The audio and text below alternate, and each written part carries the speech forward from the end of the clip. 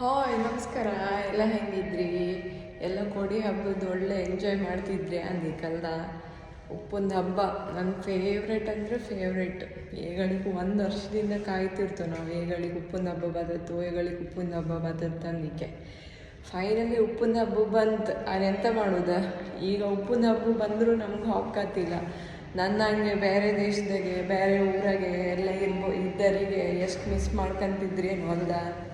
ಉಪ್ಪಿನ ಹಬ್ಬಕ್ಕೆ ಹೋಪ ಖುಷಿಯೇ ಬೇರೆ. ಅಲ್ಲಿ ನಾವು ಸಣ್ಣಗಿರುವತ್ತಿಗೆ ಎಲ್ಲ 50, 100, 200 ಎಲ್ಲ ಕೊಡ್ತಿದ್ದೀರಿ. ಎಲ್ಲ ದುಡ್ಡು ಒಟ್ಟು ಮಾಡಿ ಇಟ್ಕೊಂಡು 50 ರೂಪಾಯಿ ಐಸ್ ಕ್ರೀಮ್ ತಿಂದು, ಒಂದು ಚೊಕೊಬಾರ್ ಕೊಂಡಲ್ಲಿ ಒಂದು ಕಪ್ ಐಸ್ ಕ್ರೀಮ್ ಉಚಿತ, ಸ್ವೀಟ್ ಕಾರ್ನ್ ತಿನ್ನೋದು, ಹಾಗೆ ತೊಟ್ಲು ಹತ್ತೋದು. ಅಯ್ಯೋ ಅದ್ರ ಖುಷಿಯೇ ಬೇರೆ.